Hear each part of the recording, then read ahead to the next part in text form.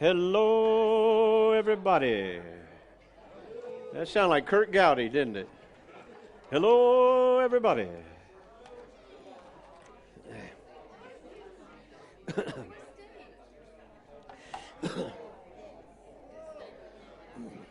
Any of you remember Roy Firestone? Used to do football announcing, baseball. Roy Firestone. He did a great Kurt Gowdy impersonation, but one day he sang the national anthem in Gordon Lightfoot's voice. So, to the tune of, what was the Gordon Lightfoot song? The Wreck of the Edmund Fitzgerald. He did the national anthem to that tune in Gordon Lightfoot's voice.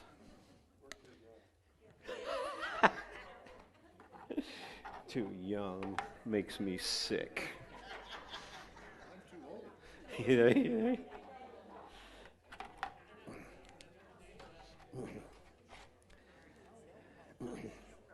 I'm going to move those pins. I'm going to move that music. It is 6 o'clock. We be getting it started right now. So nice of you to come back. I'm always thrilled when I teach something and then people return. That just makes everything special. I am clicking right now, John. Down. Okay. I clicked twice.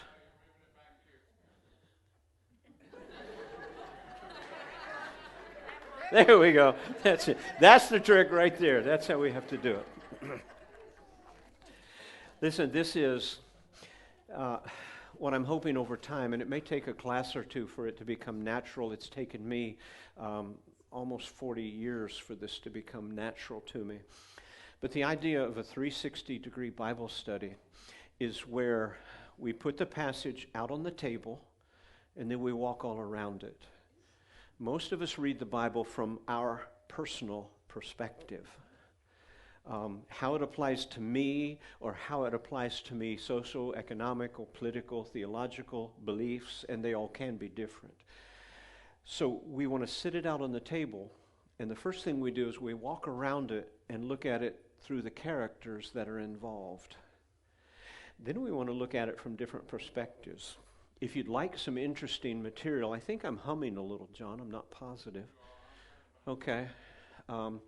Ellsworth Collis was a preaching professor at Asbury, where I went to seminary. And he wrote a series of books. They're about that thick. I always say that for men. They're about that thick. But he wrote a series, he called it Parables from the Backside, the Epistles from the Backside, Christmas from the Backside, Lent, Easter from the Backside. And he would take a passage and then he would pick an obscure character from the passage and then take a look at it from that person's eyes. Ellsworth Collis, Things from the Backside, something for you to take a peek at in your spare time.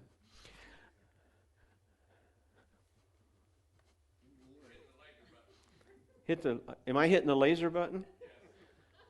No, I'm hitting the down button. I feel certain I'm hitting the down button.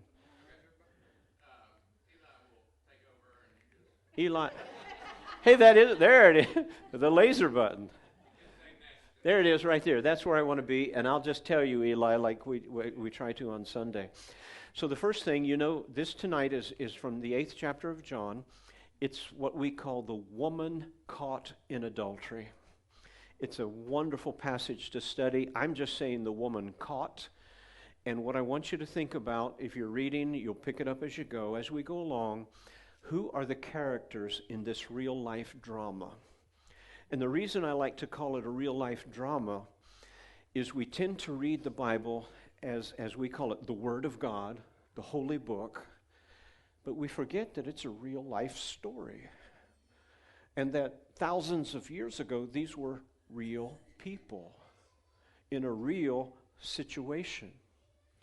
So as we go along, I want you to picture in your mind and see if you can get to know the people involved. An idea, pick one of your favorite characters from history and get to know them. How many of you read novels? Okay? How many, you read novels? I'm a big Tom Clancy fan. And in the early days, Hunt for Red October had Alec Baldwin as the Jack Ryan character. And then he came out with one that had Harrison Ford as the character, and it just frustrated the dickens out of me because that's not Jack Ryan. Okay? So I want you to get to know the characters that are involved in this passage. Some of these pictures I've put up there so you can kind of get an image. This is from what's called the Lumo Project. There's a series of movies on the Gospels. What I like about it, it has Middle Eastern characters. Most of us are familiar with who I call Lady Jesus, which is the Jesus with the long flowing brown hair, the European nose, the light skin. And Jesus in that painting had just come from the Pala, where he'd had his hair done. Middle Eastern Jesus, in all the pictures I've seen, I find Lumo to be what I would consider the closest image that I have of this first century people. So in this passage, Jesus is the star of the show. That's the main character of this drama. There's the crowd, and there's the bystanders around him. And I don't know if you're seeing these slides from home. We're glad you've joined us. And I understand last week I left the scene a few times. That's not the rapture. It's just Bill not knowing what to do. It would be scary if it was the rapture because I'm back this week. I don't know what that means. In the story, there are some disciples. There are followers of Jesus. There are bystanders. Anybody know a bystander? That's that person just passing by the road. They see what's happening. First responders call them rubberneckers. Trying to see the accident. We hope nobody's hurt, but we hope somebody's hurt so we can see them. So there are bystanders, and then there's legal experts, Pharisees. We will call them church leaders, okay? The reason I like to say church is because it was the church of the day. It helps us bring it into our century to think who was the church and who was not the church. And honestly, the church behaved very poorly to Jesus. We know if Jesus walked in today, we'd all fall in worship. So it helps us. So here's a couple questions about the scene. Could there have been children present? Yeah. Probably there weren't daycares then. There was no pre-K. There were probably children around. And this is a small community. Do you think the people there might have known each other? Yeah. It's quite possible that not only did the followers of Jesus know the Pharisees, but that the bystanders passed by too probably knew them. 150 years ago in my student appointment, one of my first sermons, I said, I showed up on the first Sunday and there were 7 people in a church that would seat 350. 5 of them were over 90. I walked in at 26 years old, and I go, dang, they're old. 26, everybody's old, right? I thought, I'm going to be out of business in 3 months. Turned out to be the most wonderful experience of my life. But when I went to the grocery the first time in this small town, I could hear people talking. That's him. And I turn around, and they're looking and pointing. That's the preacher. When I moved to Monroeville just 5 years ago, 4 years ago, 5, whatever it is, we weren't allowed to say we were going there yet. But as soon as Bishop called and said, this is what's happening, we got in a car and took off. We wanted to see this. I'd never heard of Monroeville, so we're going. And we pull into a parking lot. Steph goes into a real estate office, and they say, are you moving here? She said, I don't know. We're just thinking about it. But we wanted to kind of see what the housing market was like. We get back in the car. The lady calls someone who calls someone who calls someone who calls someone because our tag was from Hale County, and they had heard the new preacher was coming from Hale County. About 3 weeks later, we get to tour the church, but we can't tell anybody. So the bishop has called the office person at Monroeville, the financial business manager, and said, Bill's coming today. When he gets there, let him in, let him just walk around. I go in, and the staff and 3 other people are sitting in the office folding stuff. She called everybody. Are you getting the picture of this crowd? They all know what's going on. Now the crowd, this is important. The crowd probably weren't the good church folk, okay? In the first century Roman culture, very few people were citizens.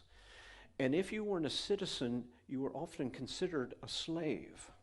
That's important because if you get into places where it talks about slaves and masters, that's talking about citizens and non-citizens in some cases. But these were probably not the good church folks. And you already know that the disciples weren't either. Because if you had certain professions, you were unclean, and until you ceremonially cleaned yourself. Now men, we don't put on a tie or a sport coat. Do you think those fishermen were going to go, we're going to go home and do the ceremony of cleaning so we can go to church with you, honey? Maybe not. Maybe they did. Matthew was a tax collector. He was despised. He was a thief. Yeah. Many good Jews, let's reframe that to be good Christians. Many good Jews were considered unclean because of their job. The shepherds at Christmas, the good Jewish boys, Ray Vanderland, who did some fascinating historical work in videos for folk, he even proposed that the location of where the shepherds could have been, they could have been raising the sacrificial lambs that the good folks from the temple would have bought, and they probably were Jewish boys, but probably never got to go to temple because of their profession. I'm painting a picture of the crowd to you. One of the things I'd like for you to ponder is, why did Jesus attract that kind of crowd? And we go to the text, Eli. Jesus has gone to the Mount of Olives. It's early in the morning. He returned to the temple. So he's sitting somewhere. In this passage, we picture him in the middle of the road, writing in the dirt. I don't know if you can picture first century Jerusalem, where there were no paved streets. Everyone wore sandals, no socks. Everything was dirty. Don't you think? Yeah. So he's near the temple. People are gathered around him, just like the picture you just saw. He would sit down and teach. Augustine, up until Augustine, most of the temple worship, the preacher sat, the people stood. Man, have we got far away from New Testament days. All the way to Augustine. What's that? We're doing that Sunday. We're taking out all the pews, and I'm going to get an Augustine chair, which must have been magnificent.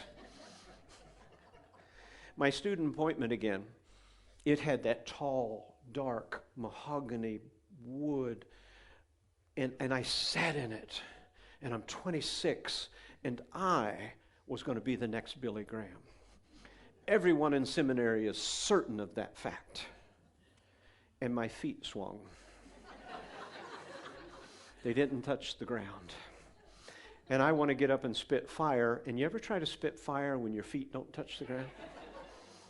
I kept waiting for a pacifier.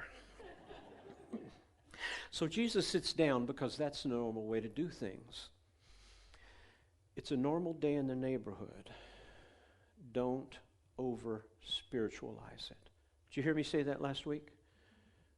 Why does Bill keep saying that?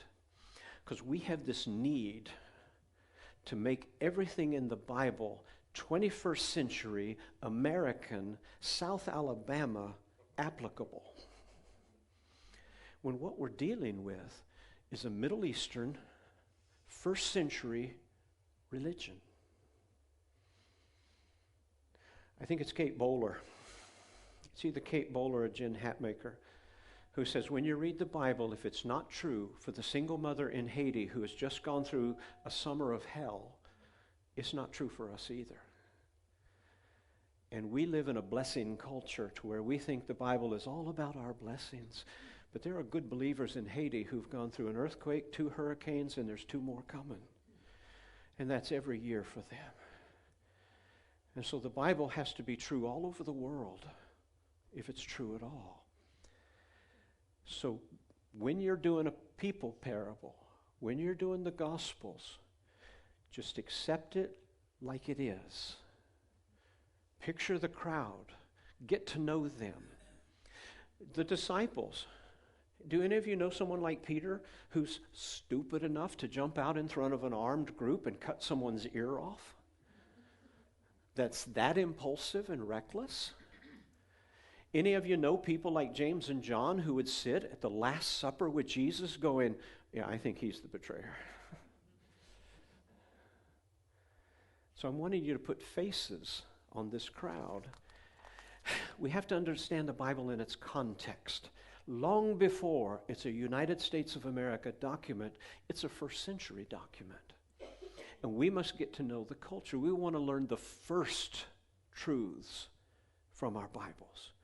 To grasp who's listening, who's hearing, who's acting, who's participating.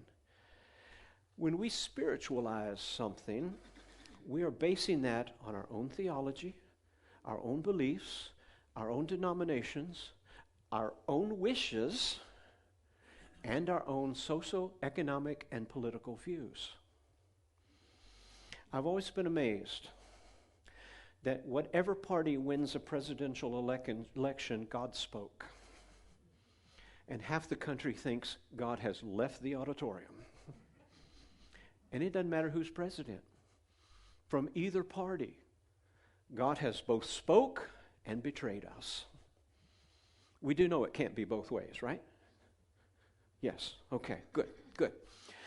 Whenever we step into transformational discipleship, and that's a word you all know here at Foley United Methodist, we assume that our beliefs, our theology, our wishes, and even our political, socioeconomic views will be challenged, changed, or questioned by Jesus.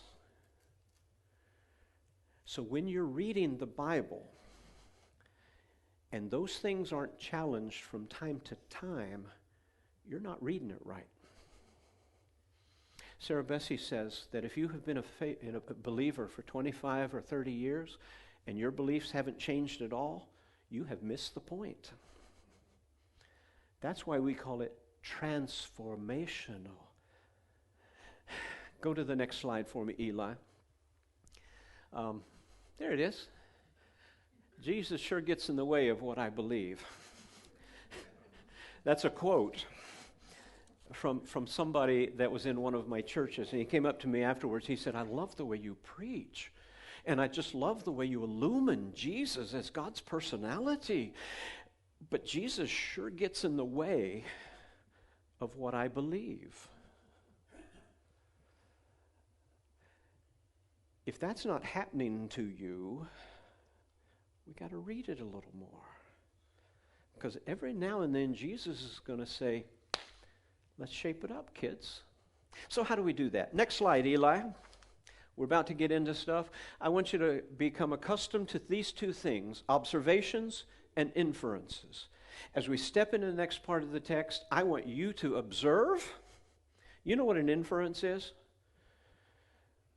If cars are speeding and I step out in the road, I'm going to get hit. It's not a fact. It's a possibility. Okay? If Bill gets too close to the edge, he's likely to fall off. Not a fact, but a strong possibility. Eli, show me the next slide. The legal experts and the Pharisees brought a woman caught in adultery, and they placed her at the center of the group. Can anybody picture that? Okay, you're the group, and you're sitting on the ground, or maybe on the steps, and I've got to get this woman standing here with me. I'm not going to ask for a volunteer, and I've got to get in here to the middle of all of you. Can you picture what happened there? Somebody got moved, didn't they? Somebody may have got stepped on. So these people were intent on their mission to get her and them in there. I'd say over there, but it's a little, you're spaced out. COVID responsible.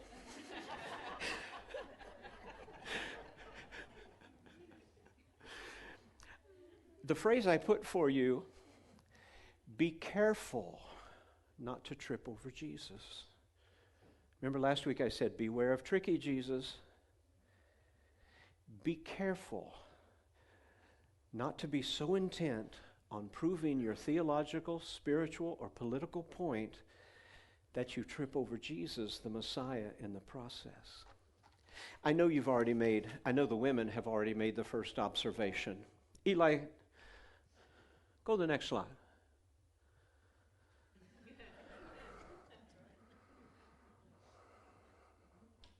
You get the point? What's your first observation? Who's missing in this scene? The guy. Yeah, you said it. Arms folded. That's a look right there. Uh-huh. Can you do that with your head? There you go. That's a look. Mm-hmm. Anybody have daughters? There you go now. Last I heard, adultery took two to tango. Go to the next slide for me, Eli, because we're going back to the text. I put the Jesus look. Not the Jesus look, but that look. These church leaders, pastors, council members, and there's always the leaders. They have moved their way into the crowd with a female, and they're basically going, all right, Jesus, take a look at this. Can you imagine the Jesus look? Anybody give that look to your kids when they come in and they paint a story and you go, you stupid, stupid child. I know you can't say that to them, but how many of you have thought it? Philip Michael, my son. I don't know, do you know Philip? Okay. Charles knows my oldest daughter and her husband. Philip came home his junior year, and his task was to read To Kill a Mockingbird. Everyone reads that junior or senior year in high school, don't they? He came in, he was supposed to be getting ready, and we asked him, have you read the book? He said, oh yeah, I've read it. He said, I read it before the teacher even told me. All right, parents. He fails the test. But I read the book, Dad, and we're going at it. Probably some of you dads remember that, don't you? Steph finally steps in and say, Philip, when did you read it? He said, sooner than I had to. No, when did you read it? Long time ago. When did you read it? 7th grade.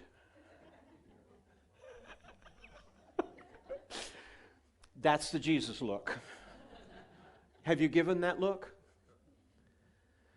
Jesus is teaching Bible study, temple stuff, new believers, the people who are just starting to follow, the people who have lived outside the circle, the people who are unclean and can't go to temple. Jesus has drawn this crowd of the curious. Carl George, church growth guy from about 25 years ago, said he was on the plane next to somebody and the conversation came about, what do you do, what do you do, what do you do? They're talking back and forth, and he says, I'm a Christian author. And he says, are you a Christian? The guy says, not yet. Meaning I haven't made my decision yet. These are the people.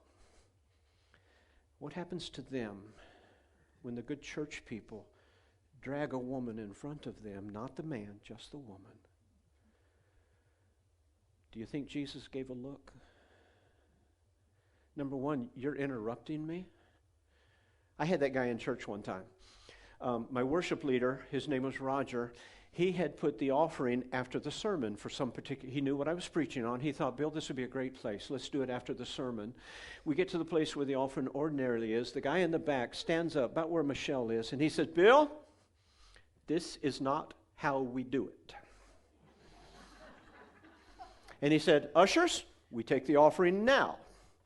I said, we're going to do it at the end of the service. Hand up, finger going. No, we're not. Did I give him the Jesus look?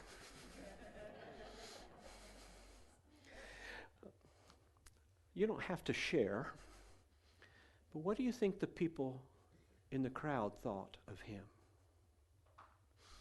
Well, aren't you acting like a backside? You're ruining my worship. How dare you stand up? And some of them were going, that's right.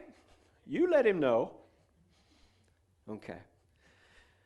The Jesus look. I also put the woman there.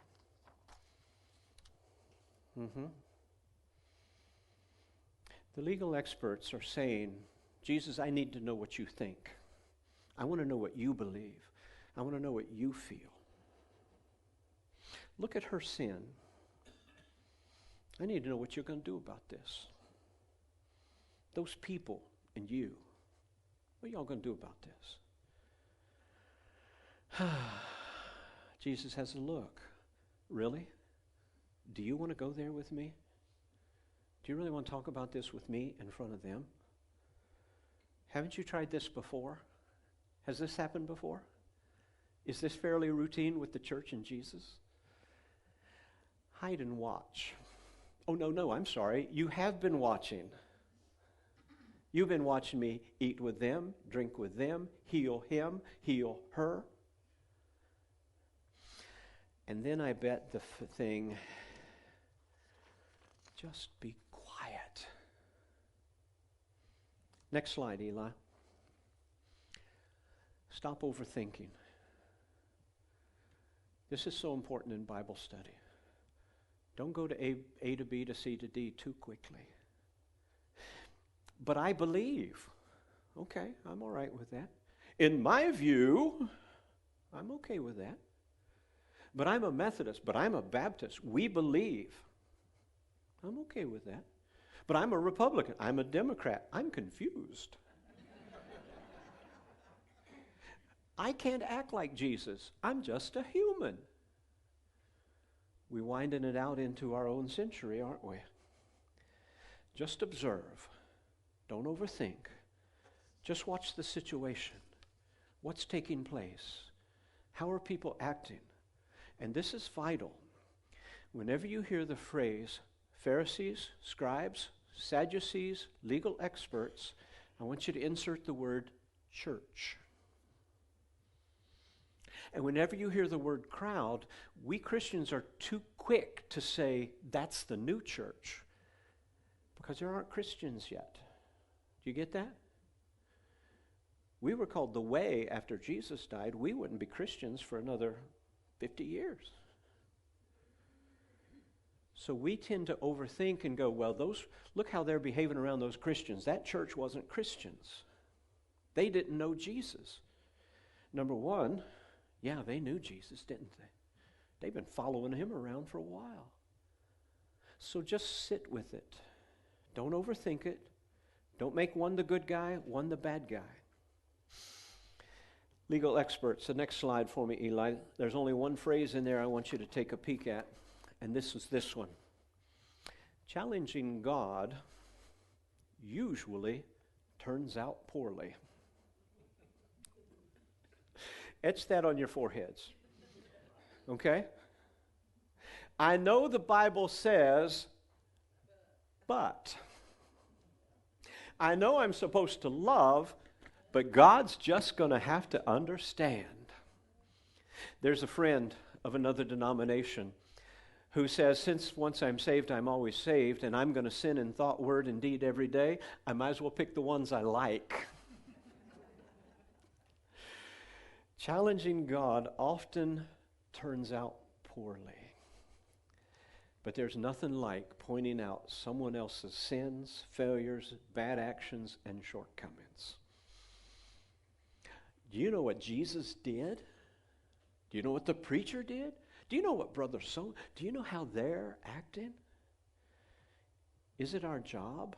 And let's go back there a second. Where's the guy? Anybody missing him in this scene?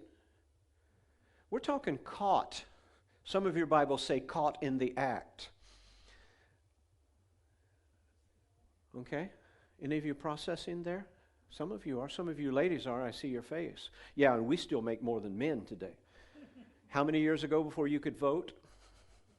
All right. Some of you old enough to be nodding now. This is not atypical, is it? Listen, this story. This happened Mother's Day last year. I had preached a sermon, and oftentimes I don't do fluffy bunny Mother's Day or Father's Day sermons because some of us had wonderful parents and some of us didn't. Some of us didn't even know our dad. Some of us didn't know our moms. Some of us were adopted. Some of us don't know why. Some of us, divorce happened when we were 13 months old. Our kids don't know what happened. And so I tend to go, and last Mother's Day I did a strong woman sermon. I thought that seemed the right direction. And I said this, I think it's appalling that female clergy make 20% less than male clergy in our annual conference. I said, I talked to my daughter the other day, and she said, Dad, and you've heard me say this in the pulpit, the youngest millennial just turned 40. In 20 years, there will be a millennial in the White House, on the Supreme Court. And she said, don't fuss over things we're going to change anyway. And then she said, because I want a new Jeep. I'd like the Ford Bronco. I want that truck that I need a ladder to get into. And we're all going to drive electric cars. I used that in my sermon. I had a guy, he comes 3 times a year, Easter, Christmas, and Mother's Day, created a new email account just for this purpose, emailed the bishop and the cabinet, and said I was pushing my left-wing agenda.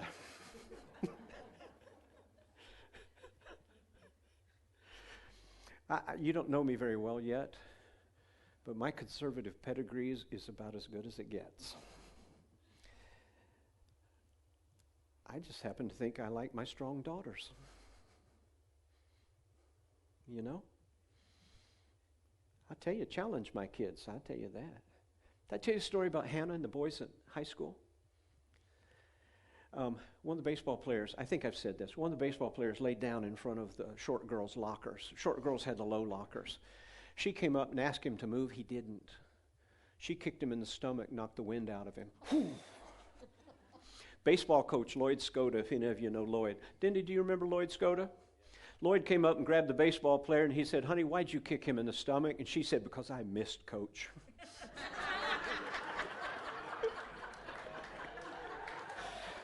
5'2", 100 pounds. And all God's people said, wow. The Pharisees are challenging, aren't they? And there's a period in our lives, and I dealt with it as a youth director, where boys will be boys, but girls better be sweet. Okay, you're getting there. Yeah. There's more to this passage than someone caught in sin, isn't there? Jesus and the Pharisees are attempting to make a political statement. Boys, women, right? This is an observance. You can make an inference. You have no facts, but you're reading this as if it's the only passage you've ever read in your life. And you're trying to meet Jesus, the Son of God. Jesus says to these people, next slide, Eli. There we go. They say to Jesus, Teacher. Every now and then someone will do that to me. Preacher, what do you think? Teacher, this woman has been caught in the act. The very phrase teacher, I put, you're so special. Any of you ever say that to the kids when they come in pontificating?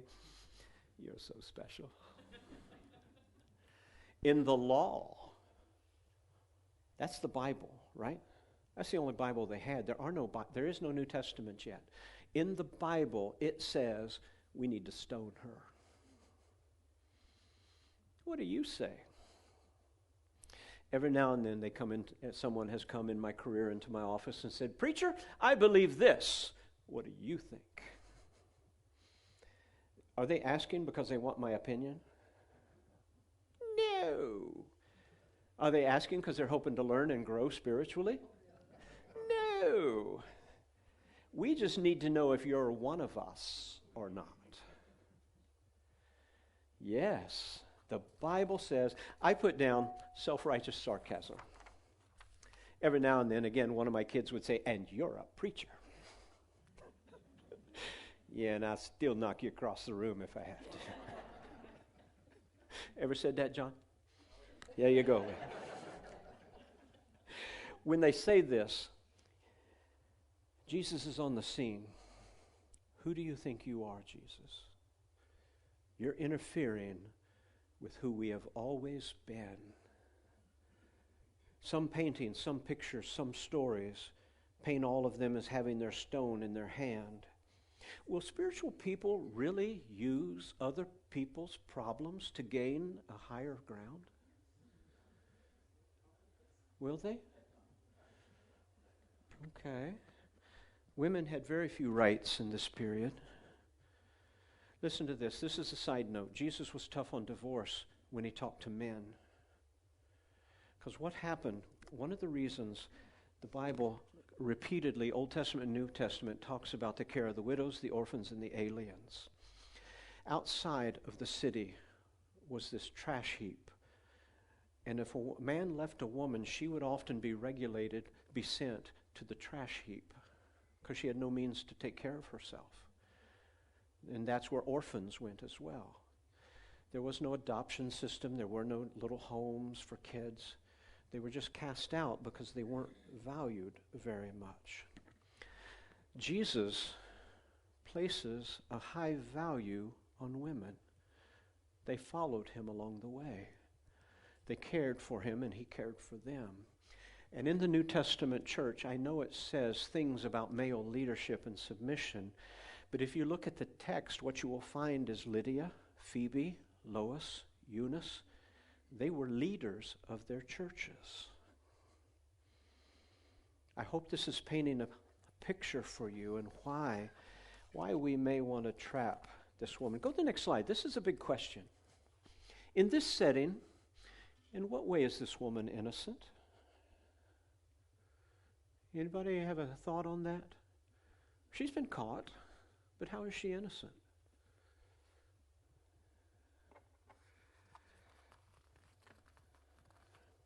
Because she's being played, being objectified, because she's being used by who?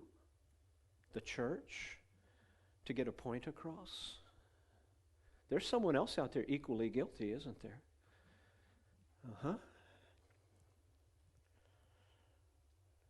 And if she's property, how much choice did she have in her predicament? Next slide, Eli. These are questions.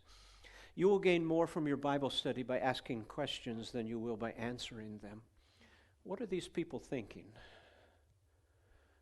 What are these people who aren't yet sure Jesus is Jesus? What are these people who are unclean and not welcome in the temple? What are they thinking? What are the Pharisees thinking? What is Jesus thinking? What is this woman thinking? Who are these people and what are they like? These are important questions to answer. What's this woman like? What are these church leaders like? Can you assign a name to them from somewhere in your history, someone that you remember, someone that you know? Can you do something in your mind to make this personal for you? Possibly you can. Now I want to be sympathetic to the church leaders. It's also helpful for us. Jesus is changing so much. Jesus is looking at them with the Jesus look as sinners. Okay? Is that hard? Wait, I'm a leader in the church. I'm on the council. I'm head usher. I'm this. I'm that. And look how he's looking at me. Jesus is eating with the thems. Change is not really the problem for people. Todd Bolsinger, in one of his new books, says that it's not change that people struggle with, it's the loss that the change brings. That we're not so grieving change because we all know we're going to change. But honestly, I used to lift a lot of weights. I miss shoulders. I haven't had shoulders in 30 years. Where'd they go? I mean, it just went away. It just happened. More people, and Jesus reaching out to these people, that robs me of my place. Do you know, every time a John Simonson shows up with the talents and the gifts and the graces he has, and I've been doing this for 42 years, trying to be as good as he is naturally, ticks me off. I've got a 90-hour master's degree, and he's that good, and he's a cop. I'm reading 6 books right now. On Sunday morning, he said, Jenny, show me this quote. And now I'm going to preach better than Bill. Kick him on the way out. Have you ever had that feeling where you try so hard to do everything just right and then Mr. Natural shows up? Mr. God-given talent? Do you get a little feeling for the Pharisees here? Their world's coming undone. New ways mean I have to grow spiritually, and dang it, I've done all the changing I want to. What's the old phrase? Old people don't like to change. Listen, I used to see that when I was 26 among 70 and 80-year-olds. I'm starting to see it amongst 40-year-olds. We just don't like to change. No, we don't mind the change because we all like to make more money and get a better car and have an air conditioner. We just grieve what we're losing in the process. When Jesus introduces his ministry, they're asking, well, what's wrong with the way we've always been doing it? It's not so much we don't like Jesus, it's just the implication is that what I'm doing has not worked. It's not right, it's wrong. I don't like to be told what I've done for 42 years is wrong. You get it? That John doesn't need a 90-hour master's degree to preach that well. That's upsetting. It also suggests we will forget who we were. And new people won't know who we were. Next slide for me, Eli. They said to him, they want to test him. They want to bring an accusation. Jesus bent down and scribbled. This is another place where I just want you to take the text as it is. Because over my years, I've heard sermons on what Jesus might have wrote. I heard a preacher say, and Jesus wrote John 3:16 in the dirt, where it said, God. And I'm like, no, John hadn't written yet. That doesn't happen for another 50 years.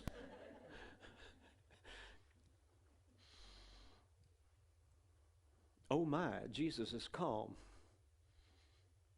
Stephanie, my wife, Stephanie has been in a very abusive relationship. She went through some real stuff. Here's the way she takes this. She'd read a little book on the passage. She sees Jesus as scribbling. Scribble scrabble, my kids used to call it. She sees that if he had looked at this woman with the Jesus look, the shame of what she had been involved in would have been more than she could handle. I know something of shame. I know that feeling of imagining God looking at me with the Jesus look and going, you stupid, stupid child. Going to hell now. So she thinks he scribbled, just being calm, not really wanting to look up at her or them. Not giving them credence, not giving her guilt. This is where inferences are very important. Can you imagine that you could be each of these characters? Jesus is not looking. He still doesn't look, but he stands up, it seems, and he says, if any of you are innocent, throw your rocks. Stoning was not practiced very much in this period of time, historians say. So their accusation wasn't as terrible as it was. What was terrible is this woman was going to be publicly humiliated in front of this crowd. Nobody was probably going to stone her. Didn't happen in this part of the century very often. Jesus is calm, probably for her, probably for them. Don't give credence, give peace. The paradox in this moment, oh no, Jesus knows who we are. It implies that we're just like her. Oh no, Jesus doesn't know who we are. He's not recognizing them as leaders. The Pharisees, we just don't know when to be quiet. We are so right. He is so wrong. We need someone worse to make us feel more right. There was anybody used to watch Married with Children? I watched it when I was in seminary. The only line I ever remember from that terrible, terrible show was this one. When one of us in the family messes up, the rest of us feel better about ourselves. Yeah. That's the confrontation here in this moment. Eli, I need you to go next slide. I need you to go to the next slide. Yeah. Jesus is still looking down. He's still scribbling on the ground. There's nobody left. I want you to go on the next one, Eli, because we're running out of some time.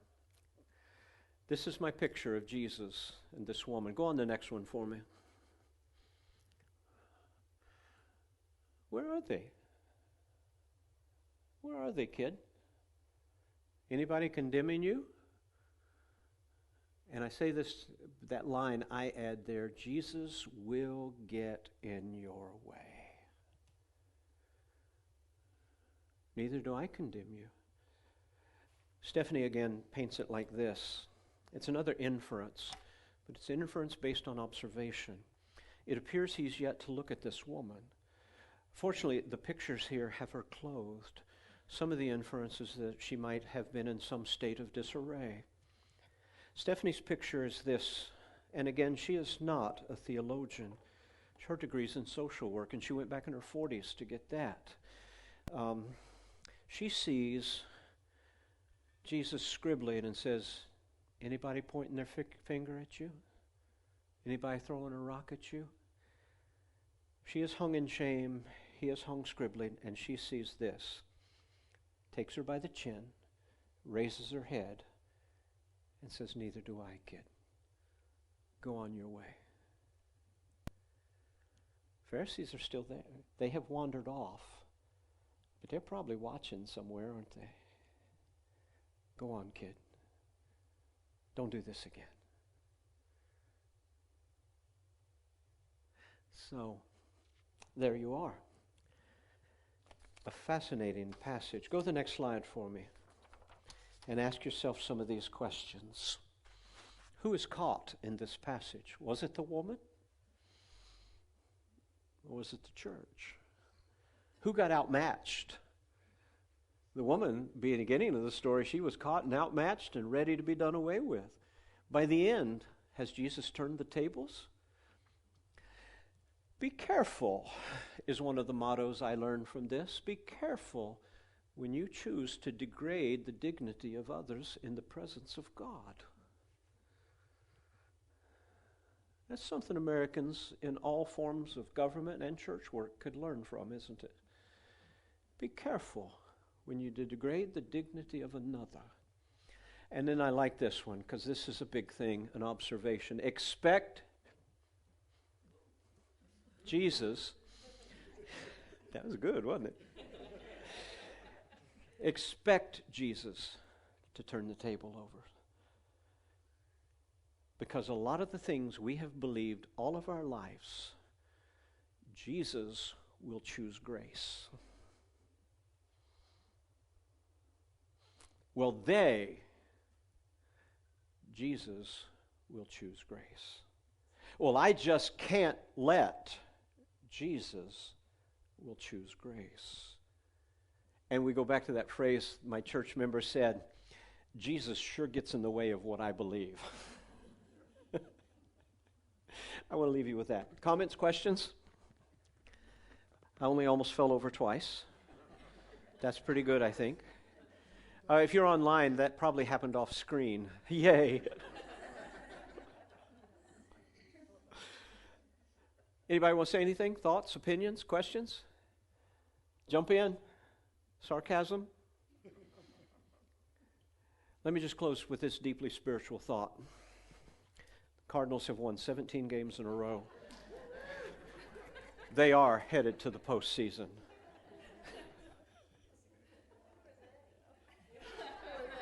Huh? Who said that? Who said who are they? I need a face for that. Yeah, you'll have to tithe twice next week.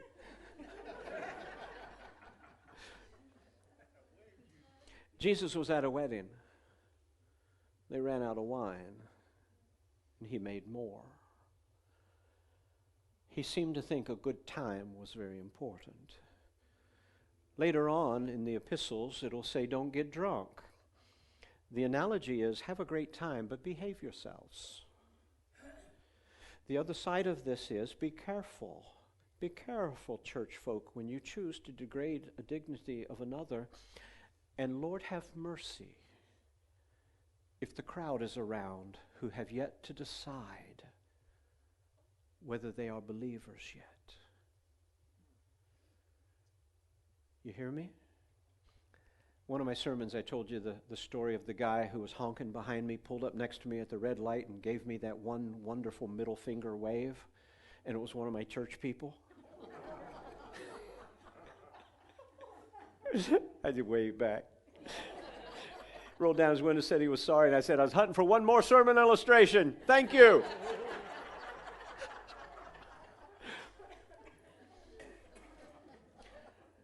Pharisees behaved badly. Woman appears to have behaved badly. Who got grace? Just a thought. Let it sit in our minds, God. Before we are leaders, wise, all-knowing, let us be aware so we don't trip over you or let you get in the way of what we believe. May we be humble. May we always live repentant. May we be sorry for who we have been or what we have done and what we have thought. May we open our minds to the text, to shed what we think we believe, to learn what we might need to know. This will be good for us. And in turn, we will grow. Amen. Thank you, kids.